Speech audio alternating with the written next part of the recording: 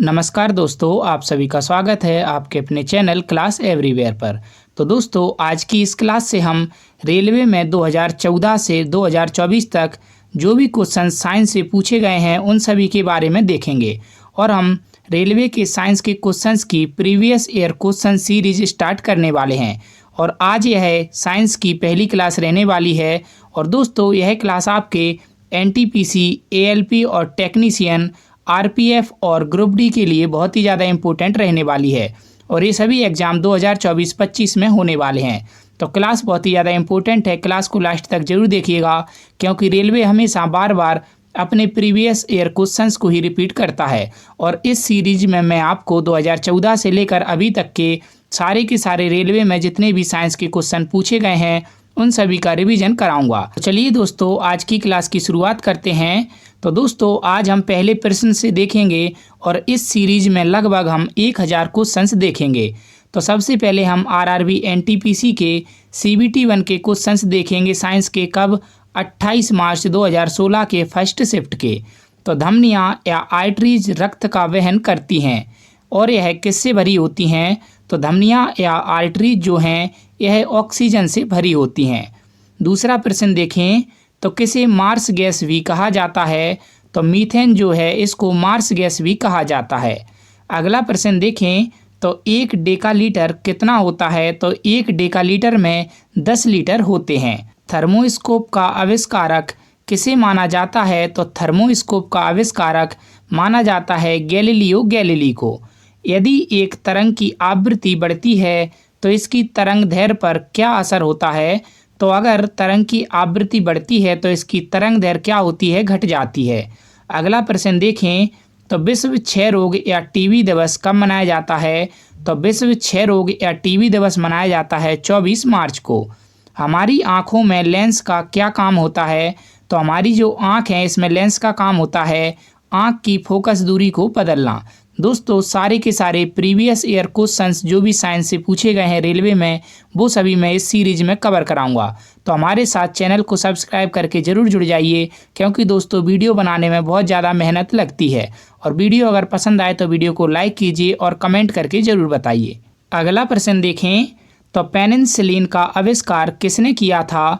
तो पेनिसिलिन का आविष्कार किया था किसने? अलेक्जेंडर फ्लेमिंग ने। और हमारे चंद्रमा का चक्कर लगाने वाला पहला उपग्रह कौन सा था? तो हमारे चंद्रमा का चक्कर लगाने वाला पहला उपग्रह था लूना 10। और प्रोटोजोआ किस प्रकार के कोशिकीय जीव का उदाहरण है? तो प्रोटोजोआ जो है यह एक कोशिकीय जीव का उदाहरण है।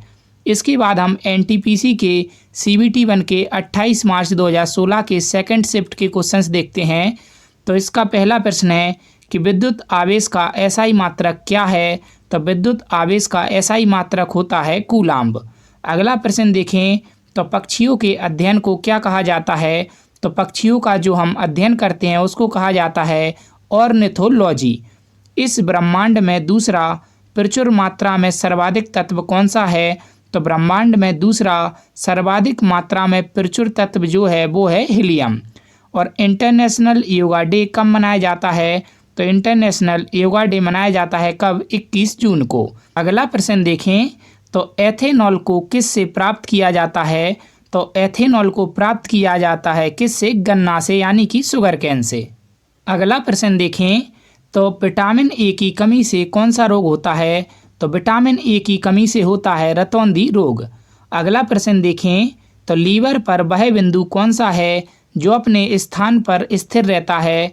तो लीवर पर अपने स्थान पर स्थिर रहने वाला बिंदु कहलाता है फलक्रम।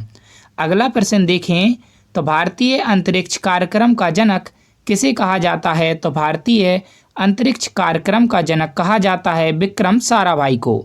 अगला प्रश्न देखें, तो मोटापे को नापने के लिए किसका उपयोग किया जाता है? तो मोटापे को नापने के लिए BMI बॉडी मास इंडेक्स का उपयोग किया जाता है। डॉल्फिन के समूह को क्या कहा जाता है?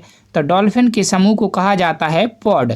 और इसके बाद अगला प्रश्न देखें, तो PSLV से क्या अभिप्राय है? मतलब PSLV की फुल फॉर्म क्या होती है? तो PSLV की फुल फॉर्म होती है पोलर सैटेलाइट लॉन्च व्हीकल।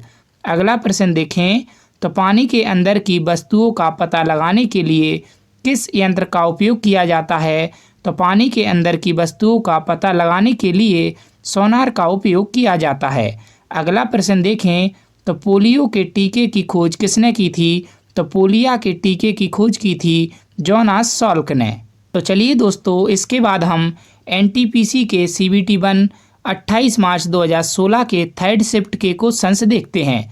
तो सबसे पहला प्रश्न है कि मानव शरीर में सबसे छोटी हड्डी कौन सी है? तो मानव शरीर की सबसे छोटी हड्डी होती है स्टेपीज। अगला प्रश्न देखें, तो वर्तमान में हमारे द्वारा उपयोग किए जाने वाले रासायनिक प्रतीकों की उपयोग विधि किसने तैयार की थी? तो वर्तमान में हमारे द्वारा उपयोग किए जाने वाले रासायनिक प्रतीकों की उपयोग विधि तैयार की थी बर्जीलियस ने। अगला प्रश्न देखें, तो पीछे की ओर उड़ने वाला एकमात्र पक्षी कौन सा है? तो एकमात्र पक्षी जो कि पीछे की ओर उड़ता है तो वो है हमिंग बर्ड। अगला प्रश्न देखें, तो भारतीय विज्ञान संस्थान कहाँ पर स्थित है? तो इसका सही आंसर होगा बेंगलुरु में। तो भारतीय विज्ञान संस्थान कहाँ पर स्थित है? बेंगलुरु में। और विकास का सिद्धांत किसके द्वारा प्रस्तावित किया गया था? तो चार्ल्स डार्विन के द्वारा। तो विकास का जो सिद्धांत है इसका प्रतिपादन किया था चार्ल्स डार्विन ने। अगला प्रश्न देखें, तो पौधे का कौन सा हिस्सा पानी और खनिज के परिवहन की सक्षम करता है? यानी कि कौन सा हिस्सा पानी और खनिज का बहाव करता है पौधे के अंदर? तो उसका नाम होगा जाइलम। तो पौधे के अंदर पानी और खनिज का परिवहन करता है जाइलम। अगला प्रश्न देखें, तो पृथ्वी का जल चक्र किसके द्वारा संचालित होता है? तो पृथ्वी का जल चक्र संचालित किया जाता है सूर्य के द्वारा। अगला प्रश्न देखें, तो जीवन की मूलभूत इकाई क्या है? तो जीवन की जो मूलभूत इकाई है वो है कोशिका यानी कि सेल। अगला प्रश्न देखें, तो ऑक्टोपस के खून का रंग कैसा है? तो ऑक्टोपस जो रहता है उसके खून का रंग होता है नीला। तो ऑक्टोपस के खून का रंग ब्लू कलर का होता है। अगला प्रश्न देखें, तो उत्कृष्ट या नोबेल धातु कौन सी है? तो उत्कृष्ट या नोबेल धातु है चांदी। अगला प्रश्न देखें, तो सबसे बड़ा स्तनपायी कौन सा है? तो सबसे बड़ा जो मैमल या स्तनपायी है वो है ब्लू व्हेल।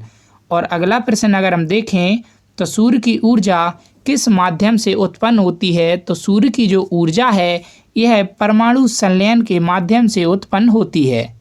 तो चलिए दोस्तों, इसके बाद हम आरआरबी एनटीपीसी के सीबीटी 1 के 29 मार्च 2016 के फर्स्ट शिफ्ट के साइंस के कुछ क्वेश्चंस देखते हैं। तो पहला प्रश्न है कि मानव शरीर में लैंगरहैंस के आइसोलेट कहाँ पाए जाते हैं? तो मानव शरीर में लैंगरहैंस के आइसोलेट्स पाए जाते हैं कहाँ पर? अग्नाशय या पैनक्रियाज में। अगला प्रश्न देखें, तो हवा के परागण को क्या कहा जाता है? तो हवा के परागण को एनिमोफिली कहा जाता है। अगला प्रश्न देखें, तो मानव शरीर का एकमात्र अंग जो पुनः विकसित एवं पुनः सृजित हो सकता है वह अंग कौन सा है? तो मानव शरीर का एकमात्र अंग जो पुनः विकसित और पुनः सृजित हो सकता है वो है जिगर। अगला प्रश्न देखें, तो कार्बनिक यौगिकों में हमेशा क्या मौजूद रहता है? तो जो कार्बनिक यौगिक रहते हैं इनमें हमेशा कार्बन मौजूद रहता है। अगला प्रश्न देखें, तो किसे ऑरम कहा जाता है? तो ऑरम किसे कहा जाता है? तो सोने को ऑरम कहा जाता है। और सोने को AU से रिप्रेजेंट किया जाता है और AU जो है इसी से ऑरम बना है।